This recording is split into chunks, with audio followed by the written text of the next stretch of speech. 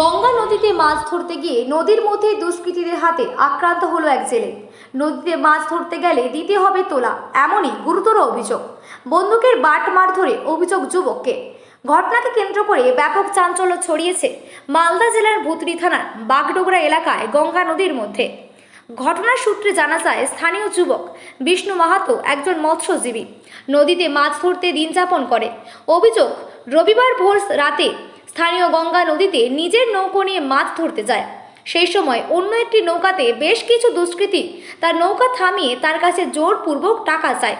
তোলা না দিলে নদীতে মাছ ধরতে দিবে না, এমন হুমকি দেয়। এরপরে ওই যুবককে বেধড়ক মারধর করা হয় বলে অভিযোগ। বন্দুক ও ধারালো অস্ত্র দিয়েও মারধর করেছে বলে অভিযোগ করেন এই আহত যুবক।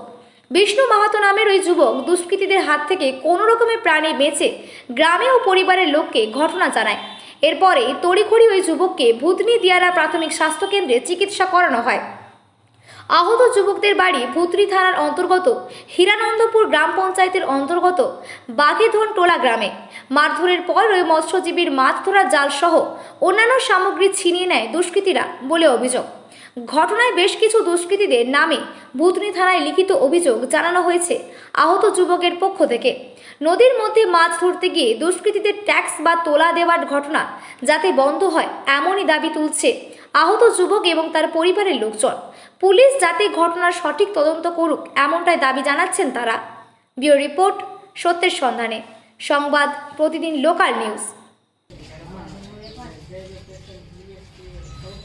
আমি নদীতে মাছ ধরতে গিয়েছিলাম, আর ওরা আমি আমি জাল তুলছিলাম নদী থেকে। ওরা আসলো 3টা ভোরে, আমাকে বলছে যে এই ট্যাক্স দে 5,000 টাকা।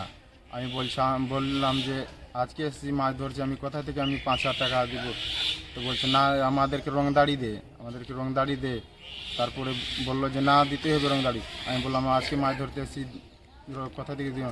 আবার কী করলো, ওরা 9 জন ছিল, সবাই পিস্তল নিয়ে আমাকে মেরে দিল। আমাকে এখানে মারলো, এখানে মেরে দিয়েছে পিস্তল দিয়ে, খালি কুন্ডা দিয়ে। মানে কি, ওরা কি টাকা চাইছিল? হ্যাঁ, ওরা 5,000 টাকা ওরা ট্যাক্স চাইছিল। কেন? এমনি বলছে আমরা রংদার।